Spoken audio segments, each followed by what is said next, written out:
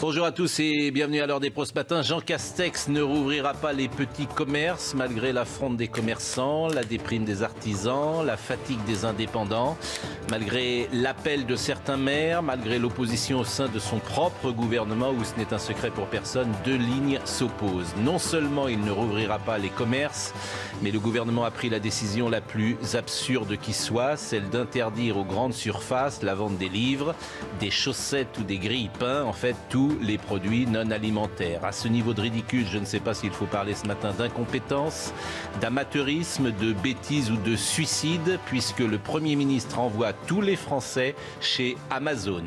Jean Castex incarne la haute administration aveugle et sourde. Le réel n'existe pas. Ce matin, le gouvernement a décidé d'interdire aussi les coiffeurs à domicile. Nous sommes le pays de l'interdiction. Nous sommes aussi sur le Titanic. Pas tout à fait, au moins sur le Titanic, il y avait des canaux de sauvetage. Bonjour, chère Elisabeth Lévy. Vous avez bien vu qu'il y avait beaucoup plus de personnes dans la rue cette fois-ci qu'au premier confinement. La vie continue, il y a plein de gens dans les rues. Mais pourquoi y a-t-il plus de gens dans la rue? Parce que les gens ont compris que ce virus, ce n'est pas Ebola. C'est-à-dire que si ce virus c'était Ebola, mais moi je ne sortirais pas. Ce que je conteste depuis le départ, il y a 0,05% des gens en France qui meurent. Non. 0, il y a 35 000. C'est 0,6%. Bon. Et le véritable 0,06%. Et le véritable. Non, pardon, excusez-moi. Non, on peut pas. Il y a 35 000 personnes sur 70 millions, ça fait 37 000. 37 000 sur 0,06% des gens qui meurent. Non, c'est 0,6%. Mais bien sûr que non. Ah non, ça c'est autre chose. Ah bah, mais je parle pas des gens qui sont atteints, je parle pas du taux de létalité. Je parle du taux de mortalité. Non, moi on parle pas de la même chose. Je dis le taux de mortalité, il y a que ça qui compte. On essaye de raisonner à l'échelle. Écoutons Jean Castex qui a sorti de sa poche 20 milliards encore hier. Alors, ça, c'est pas de votre poche, pas de la sienne. Hein. Il a sorti 20 milliards. Non, c'est de la vôtre que ça Non, mais il a sorti 20 milliards, c'est absolument magnifique. Oui, c'est de la vôtre, de votre poche. La planche à billets. 20 milliards pour les commerçants. Écoutons ce qu'il a dit. 20 milliards. On va les soutenir. On va voter 20 milliards, on va arrêter 20 milliards de crédits supplémentaires pour venir au secours de tous ces secteurs qu'on ferme. On a encore des sujets à régler sur les loyers, sur ceux qui se sont créés récemment, parce qu'on va encore affiner nos critères, on va les soutenir massivement pour pas qu'ils mettent la clé sous la porte. 20 milliards. 20 milliards. Ouais. Voilà. Donc la création monétaire. Vous les sortez. C'est de l'emprunt qui se transforme en création monétaire. Moi, je vous dis qu'à la fin, c'est des impôts, mais bon. Oui, alors. Non. Vous avez dit, ça va. Il a sorti de sa poche, il a sorti de la vôtre. En fait, ce qui est vraiment un scandale, c'est que tu hypothétiques 20 ans, 30 ans par des gens qui, en fait, font n'importe quoi. Non.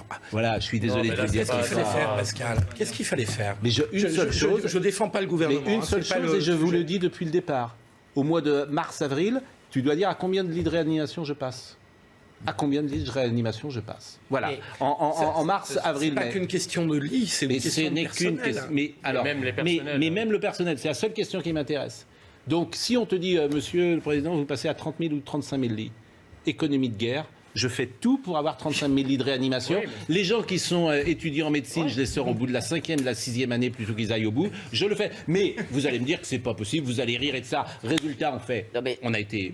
35 000 lits, c'est peut-être pas nécessaire. Mais je ne sais pas si c'est 35 000 ou 30. Mais comme notre problème, c'est l'hôpital... moi, je raisonne en bon sens. Mais on me dit, ah ben non, c'est pas possible, on va avoir 400 000 morts. Je ne sais pas d'où il sort le chiffre de 400 000 morts, etc. Donc voilà ce qu'il fallait faire. D'une part, les 35 000 lits, même si c'est suffisant, ça n'aurait pas été suffisant si, comme on le dit, on va vers 400 000 décès. Donc mais c'est n'importe quoi ce chiffre. Mais pourquoi? Et vous dites pourquoi? Moi, je vous réponds simplement. C'est ça qui est hallucinant, en fait. Il y a 200 000 morts aux États-Unis dans un pays de 330 millions d'habitants. D'où il sort ton chiffre de 400 000? Arrêtez de prendre les chiffres du gouvernement comme si c'était... C'est les chiffres des médecins. Moi, j'ai jamais vu... Arrêtez cette soumission. Mais les maires, ils sont là pour ça. C'est-à-dire que, comme vous le dites très justement, moi, j'ai pas souvenir de décision verticale qui s'applique comme ça en France, sans que le Parlement soit consulté, sans que les partis politiques soient consultés, sans que l'opinion publique soit mise dans la boucle, sans que les syndicats soient...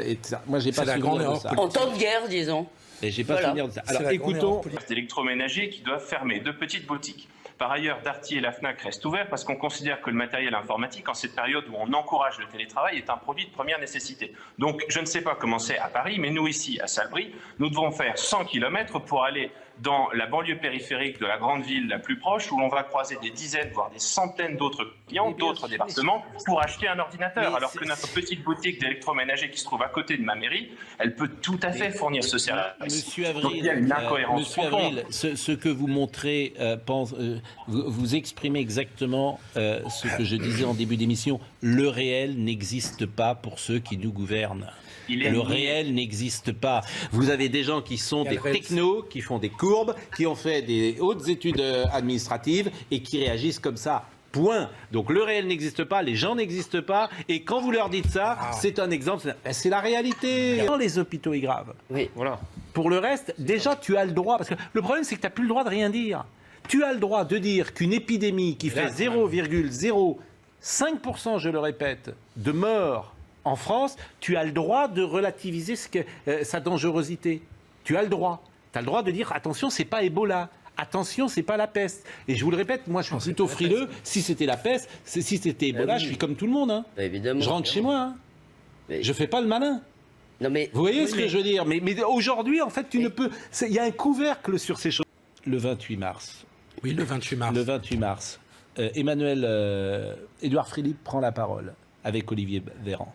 Les capacités initiales de la France étaient de 5 000 lits de réanimation. Elles ont été augmentées à 10 000 lits, a rappelé le ministre de la Santé. Le gouvernement s'engage à augmenter le nombre de lits à 14 000 ou 14 500 contre 5 000 initialement pour faire face à l'afflux de malades causés par la pandémie Covid-19, a indiqué samedi Olivier Véran. Les capacités initiales de la France étaient de 5 000 lits de réa. Elles ont été augmentées à 10 000 lits. Désormais, nous souhaitons atteindre un objectif de 14 500 lits en réanimation.